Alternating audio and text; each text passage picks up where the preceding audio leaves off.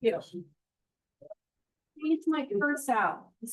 Gentlemen, at 7 p.m. on March 3rd, 2026, I, Mayor Caden Sipe, call this meeting to order. At this time, can we get a roll call, please? Here. Here. Here. Here. Here. Here, I got you. Here. Can you turn me down? Please rise for the Pledge of Allegiance. I pledge allegiance to the flag of the United States of America and to the republic for which it stands, one nation, under God, indivisible, with liberty and justice for all. Thank you very much. That's way better. At this time, is there any addendums we need to make to the agenda from staff? I have one question. There's on page, is it on item 11.1? It's page 234, number 4, subsection C. It says it's a $1 grant from the state of Oregon. Is that correct? I just want to make sure.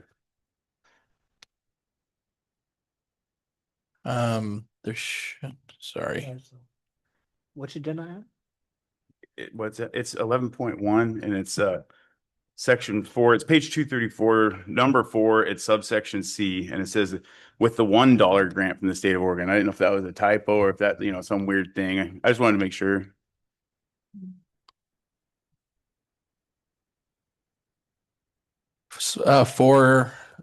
It says obligations and parties, and then down there on C.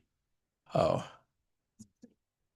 Supposed to be an M after that one for 1 million. Okay. Sorry. It's a little different. I was just That curious. is a little different. Okay. Yeah. That's why it's a draft. Yeah. It's a good catch. Sure. Yeah. I missed that one. Okay, other than that M, is there any erroneous things or anything else we need to add? Okay. We'll make sure we fix that one. Okay. With no further questions from staff, anything else to add? Council, any further questions? Nope. Okay, with no further questions from council, can we get a motion this time? Mr. Mayor, other than that pesky M, can I get a motion to approve the agenda as presented? Thank you. Need a second motion, please. Mr. Smith seconds. Mr. Smith, can we get a roll call this time? Counselor Fenderburg? Aye. Counselor Duffloff? Aye. Counselor Katie McMillan? Aye. Counselor Smith? Aye. Counselor Dennis McMillan? Aye. Counselor McLean? Aye. The motion carries. The agenda is approved for this evening. Moving on now to 5.1, the city manager's report, and first presenting is the library semi-annual report. Yes. Hello, everyone. Nice to see everyone again. I see you guys have a full agenda, so I'm just going to keep it short and just go over a few highlights for the library. Programs and attendance. We do have a graph up there that shows programs and attendance for the same time, but in 2024, and we just had a bit of an increase in both programs and attendance. Moving on to some highlights. In July, we closed off summer reading with 36 total programs for all ages. We also had our end of summer reading party where we had prize raffles, face painting, carnival games, and just overall family fun. Grand prizes were donated by Walmart DC, so thank you to Walmart DC for that. In September, we hosted our annual Dino Day program, which is in collaboration with Parks and Rec. We had a total of 2 sessions and 92 participants. So it was, very well attended, and it was hosted in the library. So if you can imagine that small space, everybody was pretty cramped, but everybody had a ton of fun. The next event we'll be hosting in July to host the summer school program. So we look forward to hosting them for that. I also have a report here for foot traffic. As you can tell, our summer and fall months are our busiest months of the year. I also included some circulation counts on there. I won't bore you too much with all the numbers there. But we do have a library wrapped. I don't know if you heard of like Spotify wrapped. Ariana Strong, one of our staff members, created this. And it's just fun to see what patrons are into and really helps us too with collection development to see what they would like to read. Right now, our biggest genre checked out is fantasy fiction. So that's what we're ordering most of right now. We also had our summer teen intern in 2025. We interviewed over 12 teens and ultimately chose Alexia Martinez. As part of this internship, the team must create a connected learning project where, apart from doing like basic duties at the library like shelving and helping patrons, they also create a program, service, or event from start to finish. This includes planning, budgeting, creating flyers, advertising, and implementing the program. She chose to do a Summerween program, which basically is Halloween in summer. We had costumes, crafts, face painting, and a spooky movie. We look forward to seeing what this summer's interns going to create. Moving on to library news, we do have a new blog that's up on our website, as well as some book clubs on an app called Fable. If you're interested in signing up for that, all that information is on our website, as well as more upcoming events as well. Lastly, I do want to give a shout out to library staff for holding down the fort while I was on maternity leave. They did such a great job. All of these programs were actually held while I was away. So just want to give them a shout out. Thank you. Thank you. Thanks. Awesome. That's cool. Yeah. Yeah. Any questions from council this time? Just a quick question. So was the intern choosing to do a reading program?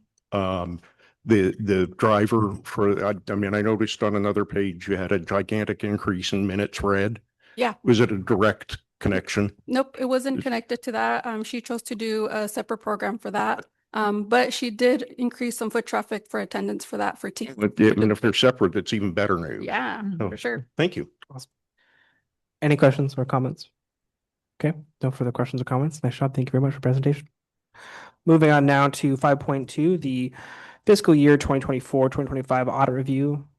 Ms. Ince? Yeah, so the audit is complete now and in your guys' packet.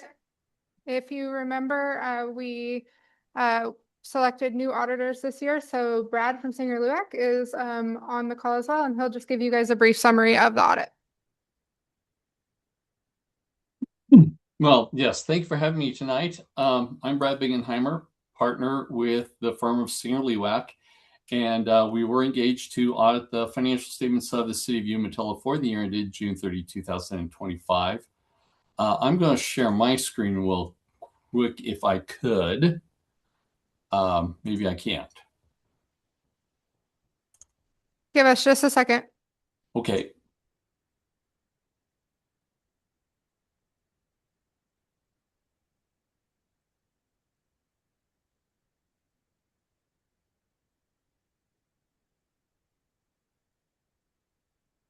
All right, you should be able to now. Perfect.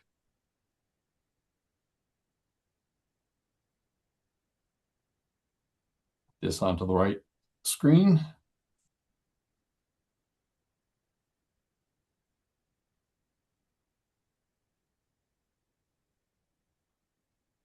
Okay, hopefully you can see that. So I just want to spend a few minutes tonight talking, giving you some highlights out of the audit. Of course, the purpose of an audit is to give an opinion on the financial statements. And so our audit report is what we consider to be an unmodified report, which essentially says, in our opinion, the financial statements present fairly in all material respects the financial position and results of operations of the city of Umatilla for the year ended June 30, 2025.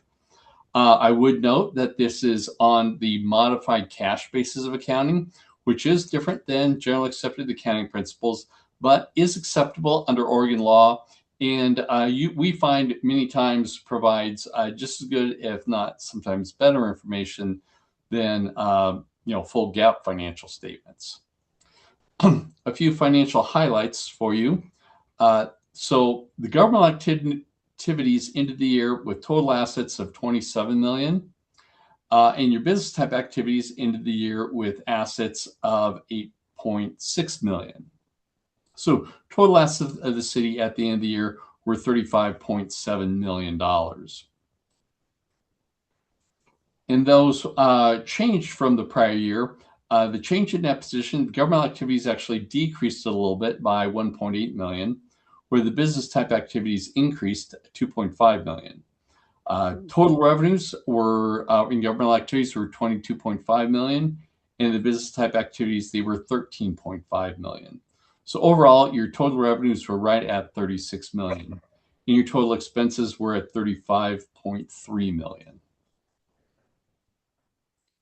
In looking at the detail of your governmental funds, of course, the general fund is the most important fund. This is the fund where you can spend the money generally for all the services that the city provides. And then all the other funds kind of have special purpose. They're restricted. So essentially, the general fund ended the year with a fund balance of just over $8 million. And all the other funds had fund balance of $18.9 million. Your general fund did have an increase of $570,000 over the prior year, while your other funds had decreases as you were expending down resources. There you had a decrease of $2.4 million. One of the things that we do like to point out, if you look at your general fund balance and compare that to the expenditures for the year, so your general fund represents, fund balance represents about 77% of your annual expenditures. That's a very healthy position for the general fund to be in. Generally, anything above 50 tends to be very healthy. Between 25 and 50 is good. Below 25, we get kind of concerned. So you are in a very good, healthy position in your general fund balance. The details of your proprietary funds, which are the water, sewer, and the refuge funds. Total net positions of those, the general fund, the water fund had a net position of $600,000. The sewer had a net position of $7.7 million, and the refuge had a position of $216,000. And each of those had an increase from the prior year, with water fund increasing $1.5 million. Sewer increasing by 1.8, and the refuge increasing $40,000. Now, there were a couple changes from the prior year. One of the first things you might notice is that the refuge fund is now included in the proprietary funds. In discussion with city management and finance, the refuge fund basically is supported by user fees. And so accordingly, it really should be shown as a proprietary fund rather than a governmental fund. The other thing that we noted is when we looked at prior information, there was a interfund loan between the general fund and the water fund that was not reflected in the prior audit. And so the first thing we did is we want to report that $1.5 million loan as of the beginning of the year. And then you may have noticed here, we have an internal balance of $750,000. That's what's left on that $1.5 million. So you did have a couple changes from the prior year, but nothing too out of the ordinary. In addition to our audit on the financial statements themselves, we also issue a few other reports. The first one is the minimum standards report required under Oregon law. This Oregon law requires us to look at the city's compliance with specific laws and regulations, deposits of public funds, indebtedness, budgets, insurance, programs funded by outside sources, highway revenues, investments, and public contracting. So as part of our audit, we perform tests to determine whether we identify any instances of non-compliance. And I'm happy to report that our testing did not indicate any non-compliance in these areas. The minimum standards report also talks briefly about internal controls. So as part of every audit, we come in and we obtain an understanding of your entity's internal controls. That allows us to help plan the audit to identify any areas where there might be weaker internal controls. And in addition to that, if we identify anything that we believe should be brought to your attention as far as weaknesses in internal controls, we will be bringing those forth to you in a separate document. I'm happy to report that we did not identify any weaknesses in your internal controls. So another report we issued, because the city expended more than $750,000 of federal awards this last year, you were also subject to government auditing standards. These are standards that are issued by the federal government requiring us to look at basically two things. The first is, once again, internal controls. They're similar like what we do with, Oregon minimum standards. And then in addition to that, also in compliance with any other laws or regulations that could have a material effect on the financial statements. As I said, in looking at the other compliance, we didn't identify any instances of non-compliance. So nothing to report there. And then the final report we issue is on federal compliance. So because you expended more than $750,000 of federal awards, we did have to test specific programs. And in testing those, we do two things. We first test whether or not you have internal controls over the compliance requirements and whether or not you actually did comply with the requirements of each major program that we test. So this last year, you had total federal expenditures of $1.9 million. The program tested was a disaster grant under FEMA, with expenditures of $997,000. So we tested basically over half of your expenditures of federal awards. And in that, we did not identify any weaknesses in internal controls or any instances of noncompliance with the requirements of those programs. So with that, if you have any questions, I'd be happy to try and answer them.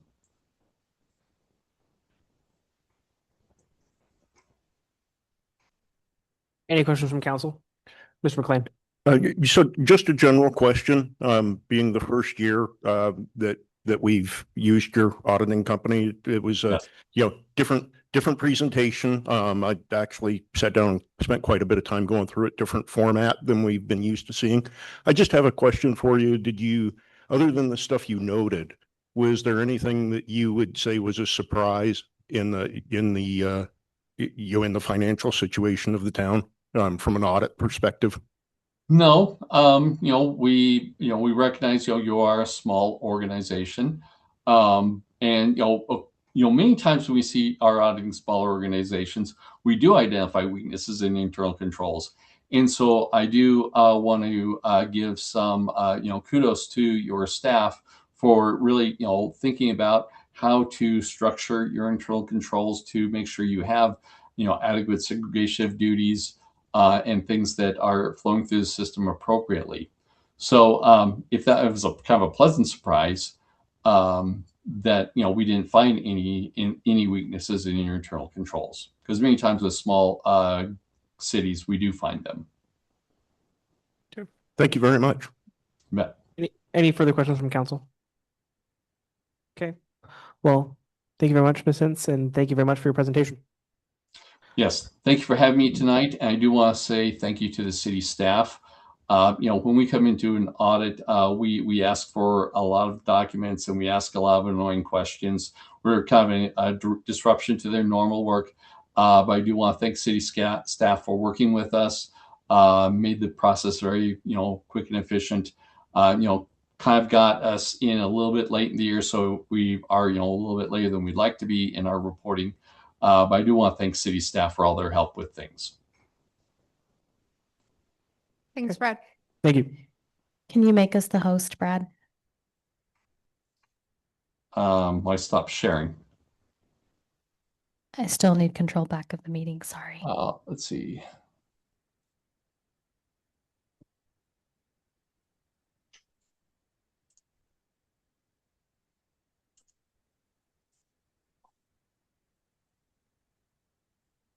Let me just do that.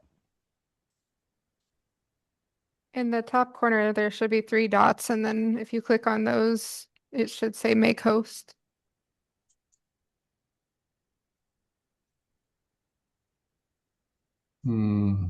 Sorry. I don't use. Okay. I'll have to use. Oh, I know. Here.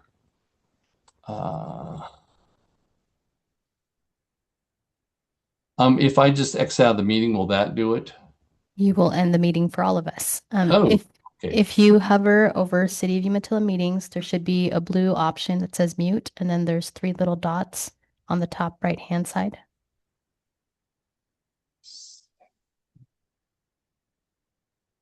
I apologize that I'm being kind of technically challenged okay. here. So just hover over the top right corner and you'll see an option that says mute. And then right next to it, it'll be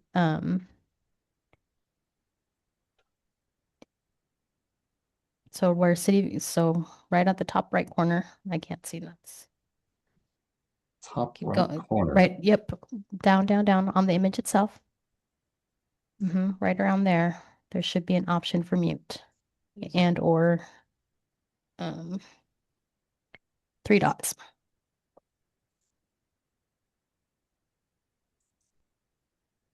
I apologize for this.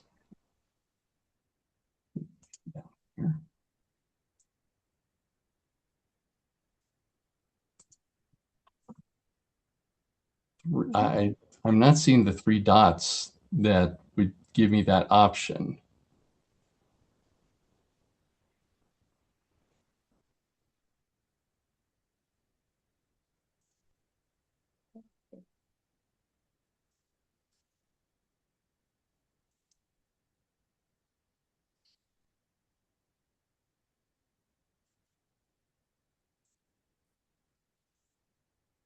No, he's still the host.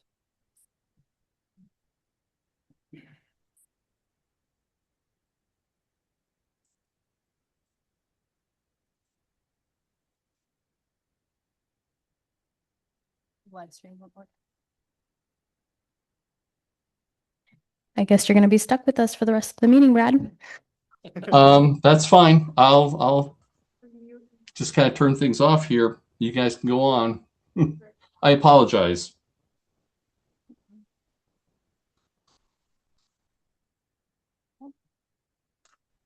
Why don't I think close? Okay, we're gonna go ahead and push on with our 5.3, the Government Finance Officer Association's Distinguished Budget Presentation Award. Yeah, so as a follow-up to audit, now that we're getting ready to go back into budgeting, we just received our notification from the Government Finance Officers Association that we got our sixth annual budget award for the budget for the current fiscal year. That was excellent. The copy of the award is in your packet. And just as a kind of summary reminder, in order to receive the budget award, we have to prepare a document that satisfies about 14 different criteria. And so pretty happy to report on that. And we plan on continuing to submit accordingly. Awesome. Yes, congratulations, great job. Yeah, congratulations. Any questions from council? Okay, with no further questions from council, moving on to 5.4, Project Path Annual Report. Thank you. Mayor, I have Jesselyn Cole, the Executive Director from Stepping Stones Alliance, is here to present the annual report for Path. And Stepping Stones, go ahead and Yeah, either one works. Oh, I can hear that click. Thank you for having me. Good to see everyone. I did bring the annual report and gave copies to everyone. Just some highlights. We are happy to have completed one full year running all of our programs. So this report reflects that in the financials, particularly the income and the expenses. We continue to seek out grant funding for things outside of our normal budgeted items, continue to make our way into the community, giving reports and presentations to different organizations that will have us, letting them know what we're doing and how they can partner with us. You'll see our sleep center numbers continue to be high, showing that there is a need for our services. And then going on into the navigation center, we continue to see lots of members using our individual shelter units. We were able to add 2 more thanks to the help of Marlette Clayton Homes, and those are all 23 units. Now we're up to 23 are occupied right now. Last year's report, I kind of defined success and the idea that it is very hard to give success stories in what we do. And so this year I was able to give some of our successes and just the idea that we're looking at very long-term solutions. So it's not always about the numbers necessarily, but the individual stories. And then again, like I said, the revenue and expenses are shown. Our annual gala went very well last year, raised over $42,000. We have that set again for this year, October 10th. We anticipate continuing to grow that event and using those funds, like I said, for things outside of normal budget. Some big projects that are coming to fruition that I feel like have been in the works for a while, the outdoor kitchen and the navigation center, getting the suppression system in place so we can have the stove in there. And then next projects, looking at replacing the shower trailer with something more permanent. It's still functioning right now. Let's hope that continues until we can get something in place for that. And then some other smaller items and just continuing with our day-to-day outreach and making sure people know what we're doing and how they can contribute. Our board is staying strong. We added 2 new members at the end of the year. We are still looking for one more that can serve as treasurer. We do work very closely with Anderson, Boyle, and Ramos, so not that we don't have oversight on the finances, but that is the position that is currently open on the board. And then staff members, happy to report, we actually have had all 3 of our administrators have celebrated our 3-year work anniversaries, and we have 2 hourly staff that have both celebrated 1-year anniversaries with us. So continuing to see lots of continuity there in that team. And I'd be happy to answer any questions you might have. Or anything, Dave, that you wanted me to highlight? Thank you. No, we have a few path items on the agenda tonight. Just wanted to give you this annual report. We're the first stop on the tour, I guess, this month with the partnerships. One question I just wanted to highlight, I guess I'll kind of ask. We get asked a lot if we're seeing sort of folks being brought in from other communities or things like that here. And we're just not seeing that at our facility at all. The majority, in fact, it's almost all of them are folks that have grown up in this area, and they've called home for a very long time. So we do have some folks that are kind of passing through that might make a stop here for a day, a night, a week, and then sort of move on. But for the most part, these are our neighbors and our community members that we're taking care of. Thank you both. And then our next agenda item, if there's any further questions from council. Okay, no further questions. We have the update path shuttle rotation schedule. Is that And so still? I'm gonna have Justin stay up just in case there's other questions there. So we brought towards the end of last year discussion on rotating shuttle drop off. A couple things have happened since then. So after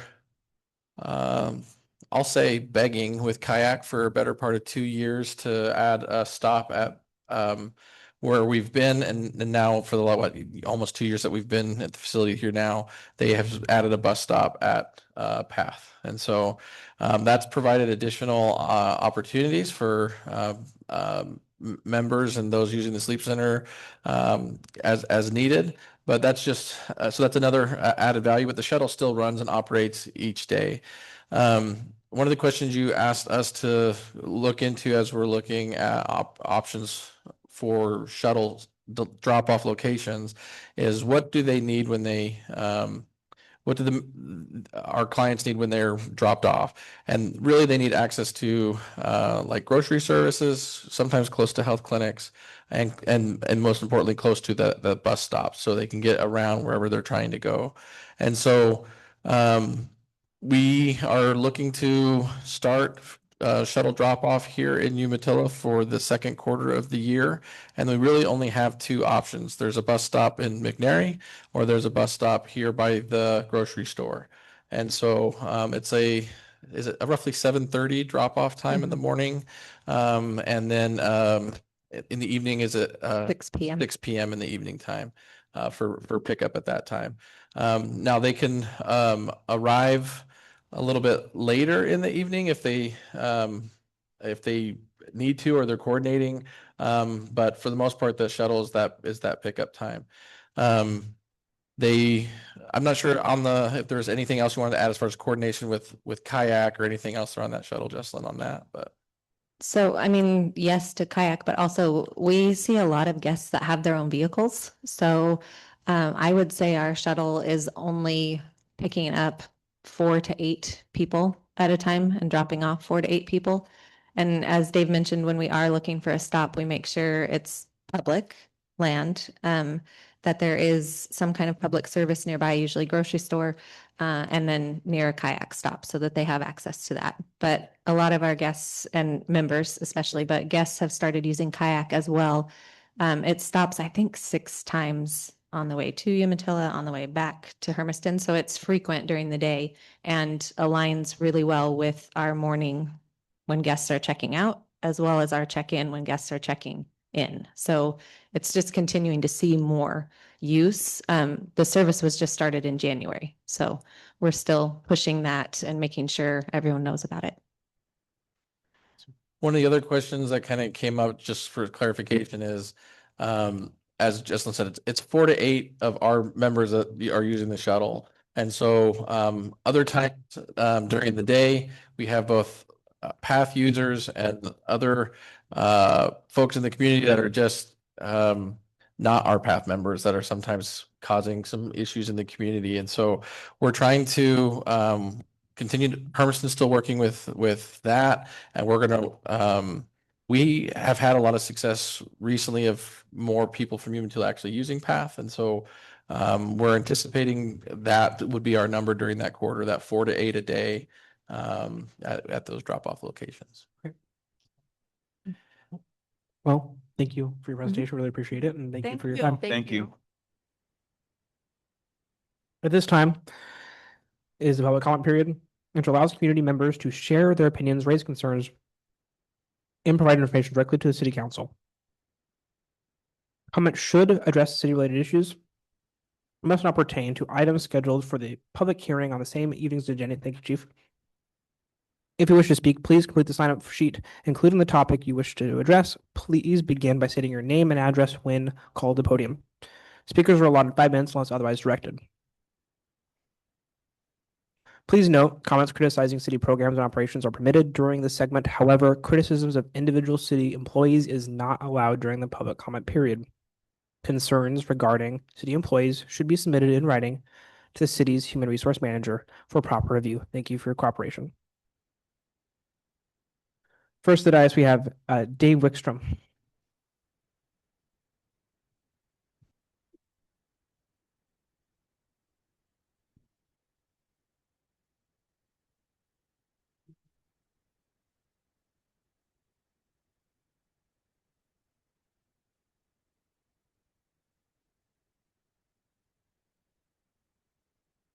Dave, you got to use the mic. No, yeah, it might be off. I got to turn it on. Thank you, sir. That's what that little sign means. Thank you. You don't need me to repeat, do you? I live at 500 Monroe Street for the last 30 years up on South Hill.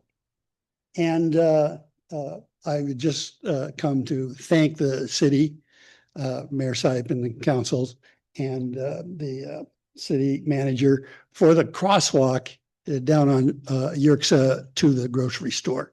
It's a fine thing to see, protecting our kids and alerting drivers to the fact that there's a busy crosswalk right there. It's a good addition to the city. That's all I got to say. Thank you very much. Thank you, Mr. Wickstrom. Thank you. Perfect. Thanks a lot. Yeah. Yeah. All right, next up we have Mr. John Baxter.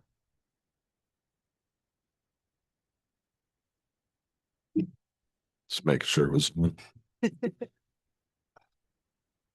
right. Anyway, I got scolded by my mom. Not talking it down a little bit when I come in here. So we'll see if that helped. I want to address the grant application for Hat Rock Capital. It was denied for project impact, financial leverage, and project readiness. I don't think either any of these things apply, like someone was just writing stuff down to deny a grant. This is the reason I think that. Project impact. Modernizing the storefront with highly visible digital signage is a strategic investment in the Main Street corridor. This project is a proven driver of foot traffic and municipal tax revenue, as demonstrated by an existing approved digital signage at a similar bar and restaurant located on the same street. Denying this project on impact grounds ignores the established success of that competitor business and contradicts the city's goals for consistent downtown revitalization. Project impact. The business center is going to have a digital sign. There's digital signs all up and down. So really doesn't apply. Looks like it was just written down there for something. Which brings us to the other denial was financial leverage. The application of financial leverage as a disqualifying factor for a grant is categorical error by definition. Financial leverage is used of borrowed capital debt to increase returns. Since a grant is non-payable asset with no interest rates and no principal repayment, there is no debt cost to leverage against. To penalize a grant application for lack of leverage is a failure to distinguish between a liability and an asset. It is a mathematical impossibility to leverage a grant. That was also one of the denials. Project readiness.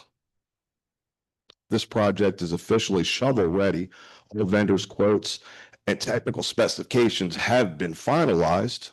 Execution is contingent only upon allocation of the funds, and installation can begin immediately. Furthermore, the project readiness and compliance have already been proven. The fact the city has previously vetted and approved nearly identical signage for a direct competitor on Main Street. Just wanted answers. None of this holds water.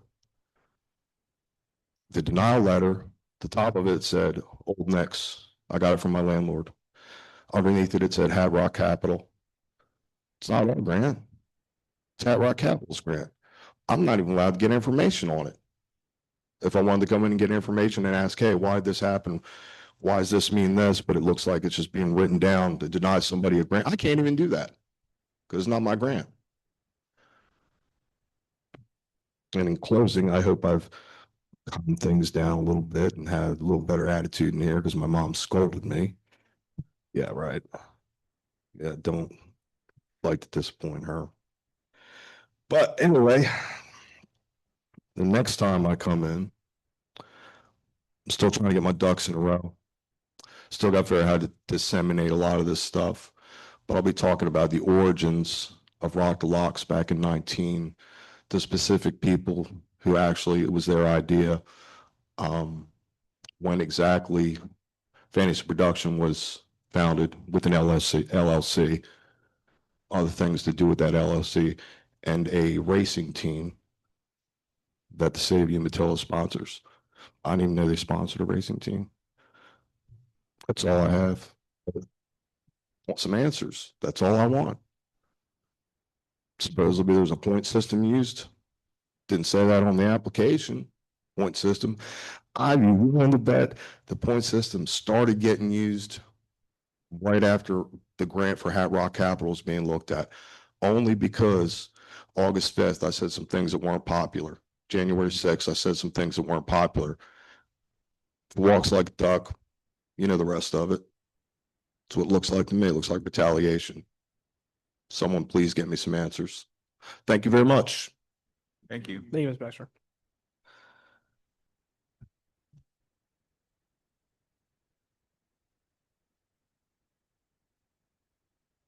That concludes the public comment section for the first half of our meeting. Next up, we have our consent May- agenda. I'm so sorry. Can I interrupt you for just a moment? I made a mistake.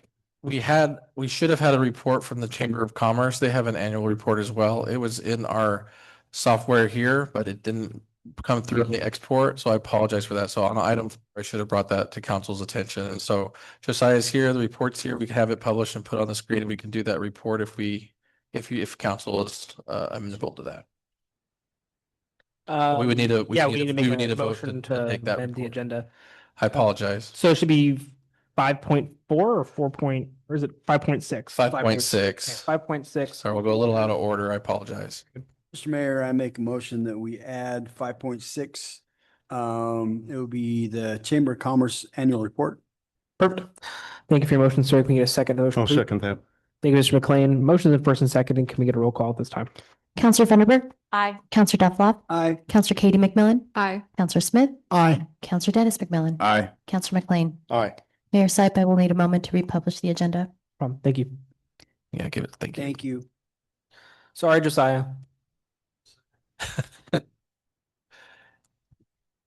Give us your report, buddy. 10 minutes left. We'll republish, and then we'll get it up on the screen for you Give as a well. moment, Josiah, sorry. Thank you. Always Josiah. Not always. Not always. It used to be, what was his name? Yeah.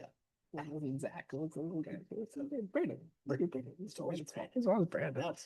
That's Josiah. Zach's still on the up and up. Keep him around. That's okay. Yeah. Wait till he feels sick. It's a false sense of safety. Mayor Sipe, I can confirm that item 5.6 has been published to the agenda. Thank you. Thank you. Okay.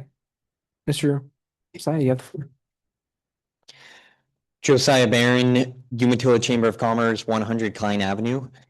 Thank you, council and staff, for letting me present and putting me on the agenda there. You could have just bumped me to public comment and make sure I didn't talk too much, but I'll still try to keep it short and just like the others, take the cue from Jesslyn and Susie and just do the highlights. And then if you have any additional questions, we can go from there.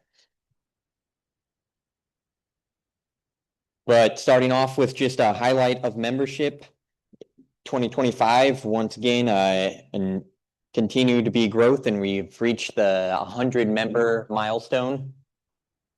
And so the Umatilla with that was with 26 new members and 74 returning members.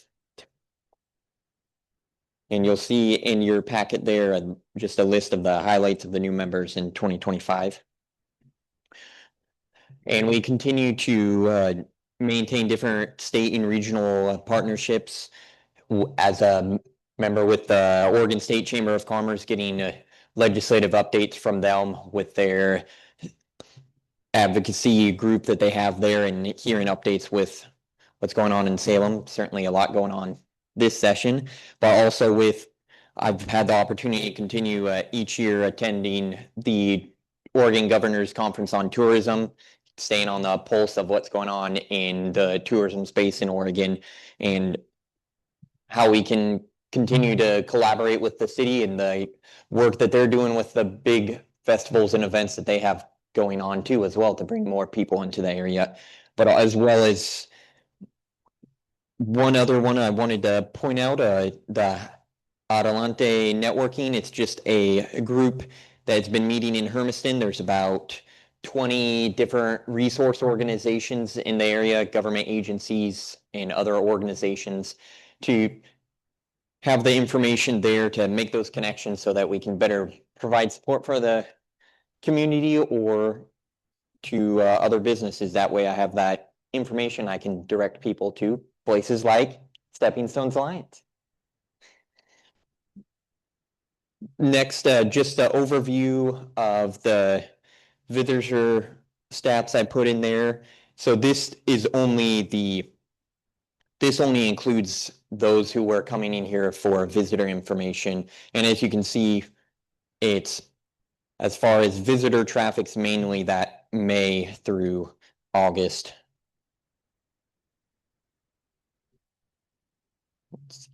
And for social media, it's also been continues to be slowly growing, but that's another goal that want to keep expanding the growth of our Facebook and Instagram there. So that way, the more followers we have on there, the more we can make sure providing that good value and reach for our members. But if you see I didn't have something as fancy as Susie had with her year in a wrap, but a few top posts for Instagram, you can see it's always when you get people's faces there. And for new businesses, as you can see, our top 3 Facebook were all ribbon cuttings and events. But I've learned for it, even with social media, people like to see faces in the community in different things. Next is just you'll have that in your packet of the overview of our financial report. But I know I do highlights and I keep going through every page again. But it was exciting to have 11 ribbon cuttings of businesses that we were a part of this last year. So it's exciting to see the growth in Umatilla and to be part of that. And our luncheons, once again, had another successful year of our quarterly luncheons. We're averaging about 18 in attendance. And our goal is to continue for 2026, get that up even higher.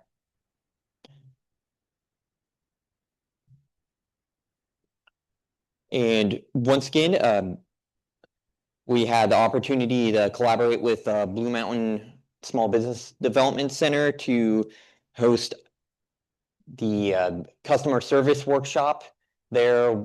And it was a small start, but we look to, after that, even though each event, the English, one offered in English and one offered in Spanish, was 3 people attending both times, but we got feedback afterwards say, hey, when are you doing your next one? More people are interested. So our goal is to have it grow bigger and provide those supports there.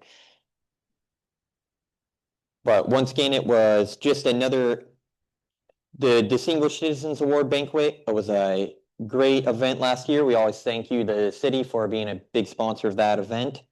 And it's great to collaborate with the Umatilla Fire Department and School District. And then for this year, just a reminder, May 15th. And last year there was a conflicting schedule with the PD, but they talked with Chief Bridge, and so it will be all 3 groups again for this year, that School District, PD, and Fire District for the DCA banquet this year.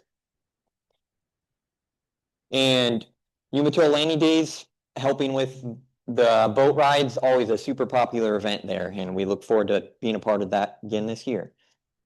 And trick or treat, it seems like it keeps growing each year.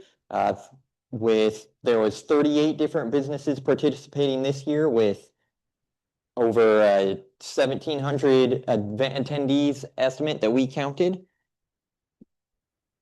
But once again, I always got really good feedback, and that's great collaboration with the city. And another great event to be a part of, Fishing the Brave, although that's one of our members' events, Tony Fisher. It's always an honor to be a part of that, and great to have that honoring the veterans here in Umatilla.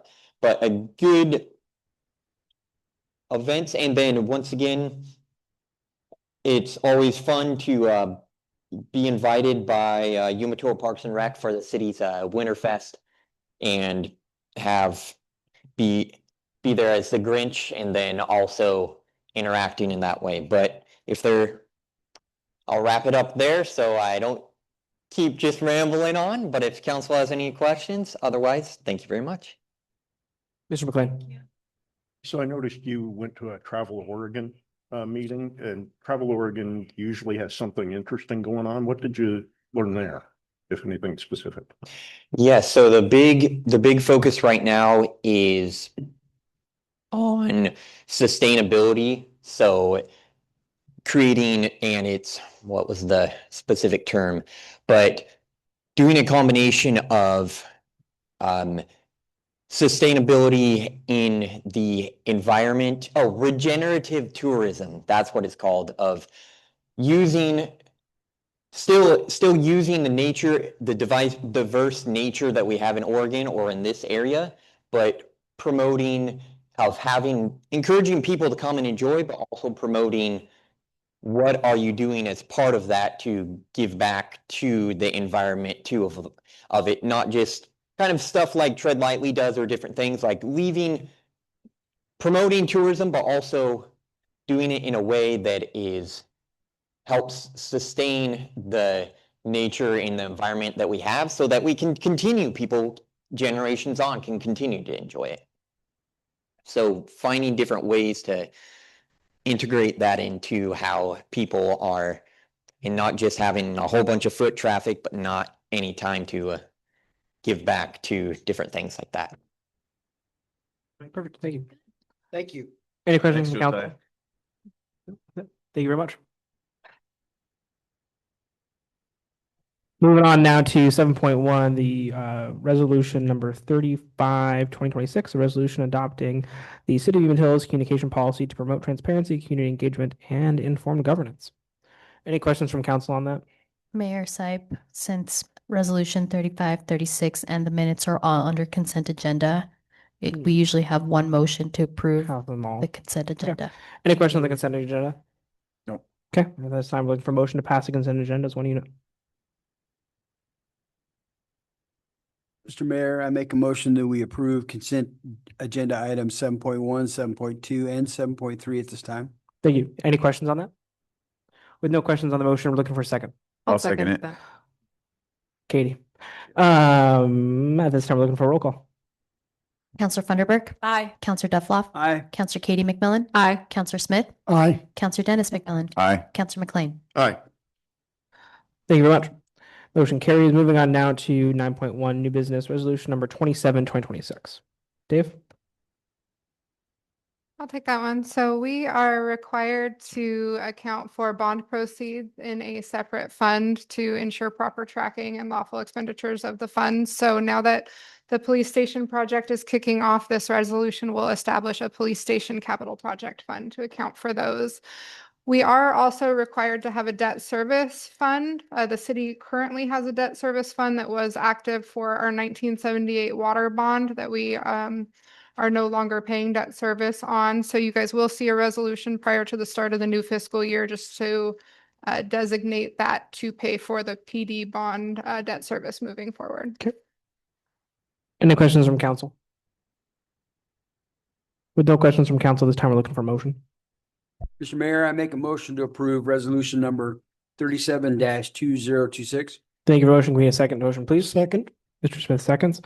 With motions first and second, we're looking for a roll call this time. Counselor Funderburk. Aye. Counselor Duffloff. Aye. Counselor Katie McMillan. Aye. Counselor Smith. Aye. Counselor Dennis McMillan. Counselor McLean. Aye. Motion carries. Moving on now to 9.2, resolution 38, 2026. Yeah, so we awarded a contract to Tapani back in May of 2025 for the Powerline Madison Street Improvement Project.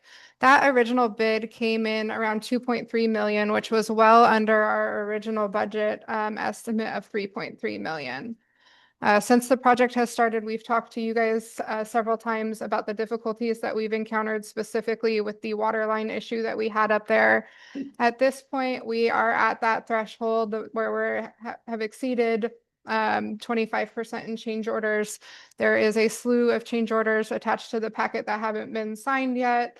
And we do need authorization. After all of those change orders are signed, we have about $50,000, $54,000 that would bring us back to our original budget amount. So that's what we're asking now, is for authorization up to that original budget amount. We do not anticipate more than an additional 54 to come in through the end of the project. And so this will allow us to complete the project without having to bring back any future small change orders. Okay. Yeah, I think we all anticipated that with the find of the water line that we didn't know was there. Yeah. Yeah, we're fortunate that it came in so low to begin with, where we are able to still complete within our budget amount. That's Okay. crazy.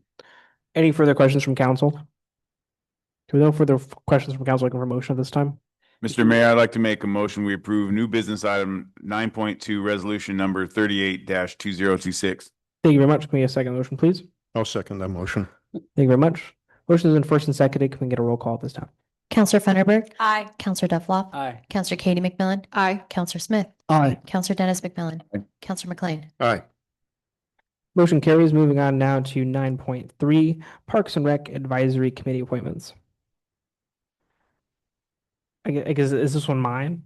Okay, this one's mine. I've selected the only two applicants for this one. I selected Genesis Lugo and Andromeda. I'm going to get her last name incorrect, but it's Stridham? Stridham? I apologize.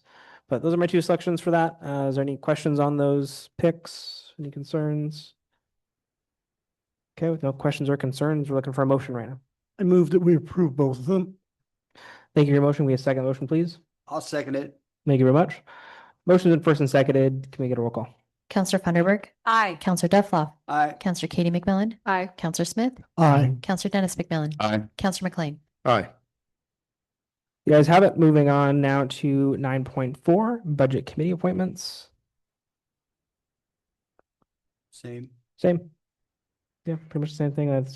I selected the only applicants. Yep. Okay. Any questions on that one? Nope. Okay, Mr. Mayor, looking for a motion. sorry. Oh, you're good. You're Mr. good. Mayor, I make a motion, we approve as presented. Can we get a second motion, please? I'll second it. Motion the first and second, looking for a roll call, please. Counselor Funderburk. Aye. Counselor Duffloff. Aye. Counselor Katie McMillan. Aye. Counselor Smith. Aye. Counselor Dennis McMillan. Aye. Counselor McLean. Aye. And the motion carries. Moving on to 9.5, the Planning Commission appointments. This one, I selected Mr. Jared Tesh and for position 1 and Carmen Puerta for position 5. Any questions on either of those? No, Mr. Mayor, I make a motion, we approve positions as appointed by the mayor. Looking for a second motion, please. I'll second that motion. Motion first and seconded. Looking for a roll call, please. Counselor Funderburk. Aye. Counselor Duffloff. Aye. Counselor Katie McMillan. Aye. Counselor Smith. Aye. Counselor Dennis McMillan. Counselor McLean. Aye. Motion carries. Moving on to our second public comment period of this time. Chief's giving me a head shake, so I'm going to say no. We're moving on. Thank you, sir. Moving on to our discussion item then, 11.1, discussion of the proposed update to the PATH intergovernmental agreement. Thank you. Excuse me. So, few changes on our proposed intergovernmental agreement for our PATH partners. We're looking to add the city of Boardman and the city of Oregon as official partners in PATH. Right now, they participate and they're part of the contract, but they're not voting members, which also means they're not actually paying towards any of the service as well. So this would put them into a proportionate share of the operational costs as well as a here we go. As the attachment on the last page, Exhibit B, in the event of a termination, if that were to occur. So that information is there as well. The other change that's with this, so the very first iteration of our IGA had to do with, we received funding through House Bill 4123 as one of the 8 pilot programs. Stepping Stones Alliance brought an additional $1.1 million to that equation. That's actually sort of the nexus of the termination fee that's there. And all those resources combined is what it's brought us to where we are today, as well as several other throughout the last couple of years. The way that funding is set up through state appropriations, and why the partnership is highly successful, and why other organizations are looking to mirror what we're doing throughout the state, is that having it this way as a nonprofit organization and municipal organizations allows us the opportunity to in all funding that might be available for this type of service. So for Oregon, what that means is we have the continuum of care doctrine, which sends all of the funds here go to CAPCO. I'm not sure why I'm going in and out. Sorry about that. Go to CAPCO. Now that we've been operating out of this facility now for the last couple of years, we know that it costs about $750,000 a year to run this service through this partnership. This year we got about 590,000 through the continuum of care appropriation. So there's still a delta there of about 160,000. And so this IGA sets up proportionate shares of each of the partners to pay the full operation amount. And if we do get funding through the continuum of care or through other federal appropriations, then we would each continue to pay a proportionate, adjusted proportionate share. So that 750 minus 590, we're all going to pay 160. Dave, quick follow-up question. Is that accounting for inflation long term? Are we doing like a inflation calculator along with that? Like how are we expecting change? Yeah, so the current fiscal year is set up for 750, and then next fiscal year, this contract proposes a 5% increase, and the fiscal year after that is a 5% increase as well. So this would be at the moment, this would be a retro. The fiscal year that we're in right now, that we're operating in good faith because the continuum of care didn't receive any funding notification at all until Thanksgiving-ish. I mean, we didn't know what that funding was going to look like. We didn't know how we were going to set these funding mechanisms up for this agreement. So now that we have that, we have our operational costs. This is the draft that we're able to bring forward. Are we expecting a large increase in numbers with Boardman and Irrigan coming on board, or are we going to be okay with this as long as we move forward? I don't anticipate seeing big numbers from them, but it is good to have them formalized in the agreement, I think, so that they are voting, but also financially a part of it. Yeah, I don't think any of us have any problems paying our fair share or being a part of that. We understand that that's a part of our community and we need to take care of them. Yep. We definitely need to be a part of making something successful. As long as it's not disproportional for everybody else. I just want to make sure we're all on the same level playing field. Yeah, so I would say Boardman and Irrigan are similar partners to Echo and Stanfield. One, there's not a shuttle service for pickup and drop off for them. And we get occasional from Stanfield and Echo. It's not very often. And I don't know if we've actually received anybody from Boardman or Irrigan yet, but it brings them into compliance with House Bill 3115, which I forget what now the ORS for that bill is, which is the time, place, and manner rules that are in the statute now for if you're trying to enforce illegal encampments, you have to have an alternative location for those people to go. And so this meets that requirement. We believe that meets that requirement through this regional partnership. Okay. All right. Well, thank you. Any other questions from council? Thank you again. Thank you. Appreciate it. It's great. So this month of March, it's going to sort of make the rounds as just like we're doing now. You're the first ones to get the draft, and then we anticipate bringing this back to you in either April. Most likely, it's going to be May because then everybody will have that opportunity. As you mentioned, we know there's 1 million missing, and we know there's some Scribner errors in here. It is a draft. We will get all that cleaned up and in a nice finalized format for you. Okay. Okay, with no further questions, we're going to go ahead and move on to the mayor's message this evening. I just want to say thank you very much to staff and to everyone who attended the groundbreaking of the new police department. And it was an exceptional honor to be there and to be able to speak on behalf of the city and to get kind of emotional thinking about the long-term impact this is going to have within our community and seeing how, as we continue to grow, the impact that building is going to have. And the work that we do up here does matter, and the work that happens within the city is impactful to the future of Umatilla long term. And I want to say thank you very much to everyone involved and all the hard work that continues to happen and will continue to happen. I just want to congratulate everyone who's involved and just want to say thank you one more time. I want to say thank you very much to everyone who gave a presentation today. I know those aren't the most fun to give, but you guys did an excellent job. We definitely appreciate the updates, and it's always good to hear, how we're making impact not just within the city of Umatilla, but in the broader communities. Other than that, that's all I have for this evening. We're going to start down with Ms. Funderburg. Yeah, just very exciting evening with ribbon cutting for the police station. Thought that was a great turnout. Just very exciting time. And just again, thank you for all you city staff. Appreciate it very much. And thank you for bringing the presentation for Stepping Stones. We appreciate that very much. Thank you. Before we move on to the next person, we want to make sure that we're using our microphones all the way, Mr. DeFloff. Okay. Yes, I want to echo exactly what Corinne said. The groundbreaking was great.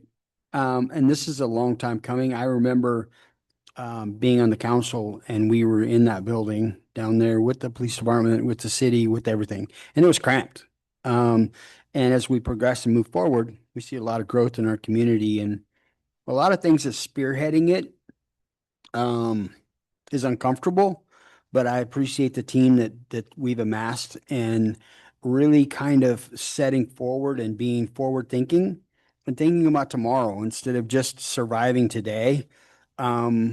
It's really difficult, especially somebody come from my generation or maybe a little bit older that we didn't contemplate that. We didn't necessarily think about that. So I appreciate that and I appreciate all the support of the community.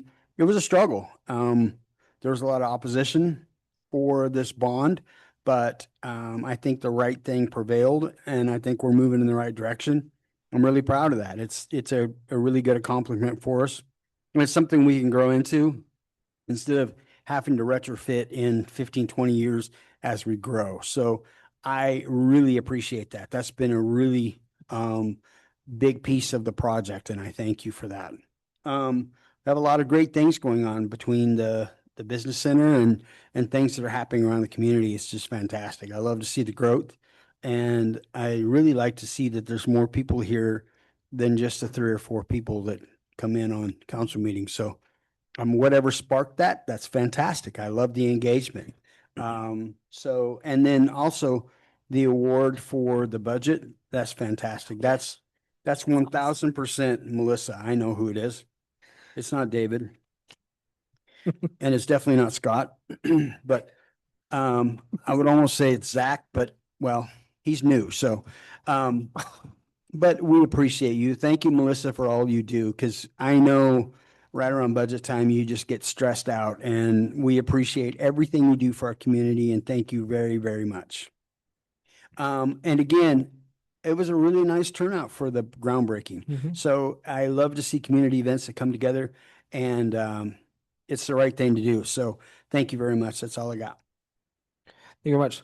Next up, Councilor Katie McMillan. I'm gonna keep it short. These guys already said everything there is pretty much to say. But Mr. Wickstrom, I gotta say, I agree with the crosswalk. I was super excited to see it go in there and hopefully are we getting lights for it? Is that what the thing was still? Am I right? Or hopefully. Mine's not, oh yeah, now it's turning on. So ODOT originally said they were going to install it. That changed. The city needs to purchase the lighted crosswalk. We do not have that in our current budget, but we will bringing it to budget committee and plan on installing it as soon as possible. Yeah, To I'd see- like, I mean, not to steal your thunder, but I'd like to take that credit, but we all know that was ODOT that did that. Thank you very much, ODOT, but we'll take the credit. It was us. We did it. No. It's a Well, long time. And on top of that too, I want to highlight actually Mr. Tesh too for making an announcement at the high school one day for saying, hey, if you're mad about this, students, go ahead and fill out this link.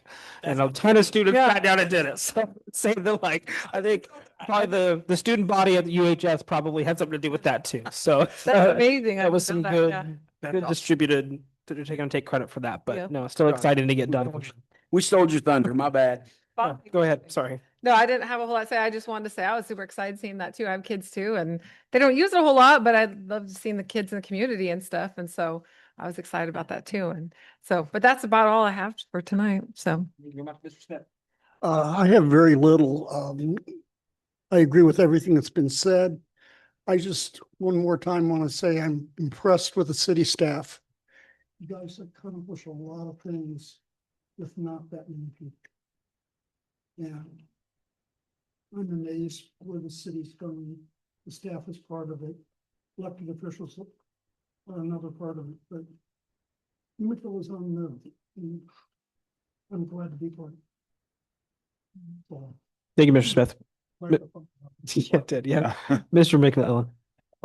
Congratulations on the GFOA thing. That was 6 years in a row. You guys got that? That's pretty good. And sorry I didn't show up to the groundbreaking. I know it was probably weeping and crying, but I was burned out. Start work at like 3 a.m. and I had a ride along with my boss today. So I normally take a beauty nap, but I didn't get that nap today. And so I was like, man, I got to get some sleep or else. Hey, jeez. You must have been crying the most at that groundbreaking. But anyway, I would like to have been there, but I wasn't there. And anyway, I saw here that 18 people transitioned to permanent housing. That's pretty cool. I mean, that's what it's all about, right?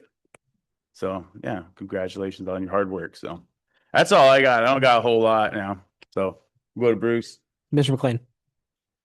I thank everybody for being here. Thank the staff like everybody else. It was great having both chiefs here. Unfortunately, the fire chief had, was embarrassed by his phone going off. I mean, my son being a volunteer fireman for a while, it's like I got real used to phones going off. It's like I'm surprised he sat as long as he did. It is great having both chiefs here and having that level of interest. I guess I'd like to point out I'm really pleased with how this evening worked after we as council and Zach and the mayor worked on providing us more information with regard to appointments. I feel like that worked like it should work. Thanks to everybody involved in that, a much better process. Beyond that, great groundbreaking opportunity, things to look forward to in the city. I guess it did. The Project Path. Thanks for the update. Thanks, probably difficult putting together stories to try to connect with people.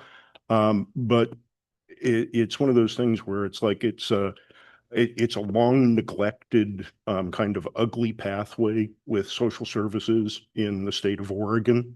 And I really do think we have something special going on here locally. And even though it's not without its lumps and bumps, it sure feels like it's worth the investment in time and effort. And I absolutely understand for as long as it's been neglected, we're not going to see, fireworks going off in, I don't know what it's going to take, a decade. I mean, you're showing success in less than 5 years is amazing. And thank you very much. At this time, we are going on to our next part of our agenda this time, but we need a motion to go into executive session. Mr. Mayor, I'd like to make a motion to leave the regular session, enter into executive session. Thank you very much. Can we get a second motion, please? I'll second it. Darren on that one. The city council now meeting executive. Oh, sorry. Can we get a roll call? Counselor Funderburg. Aye. Counselor Dufflop. Aye. Counselor Katie McMillan. Aye. Counselor Smith. Aye. Counselor Dennis McMillan. Aye. Counselor McLean. Aye. Pretty much the ayes have it. The city council now meeting executive session pursuant to ORS 1926602E to authorize the executive session to consider real property related action. Representatives of the news media, the city manager, and the city attorney, and the department head shall be permitted to attend the executive session. All other members of the audience are asked to leave the room. Representatives of the news media are specifically directed not to report on or otherwise disclose any of the deliberations or anything talked about said in these subjects during the executive session, except to state the general topic of the session as previously announced. No decision may be made during the executive session. At the end of executive session, we will return to our regular open session and welcome the audience back in the room. 26. Time. Oh, I was gonna say, I just told.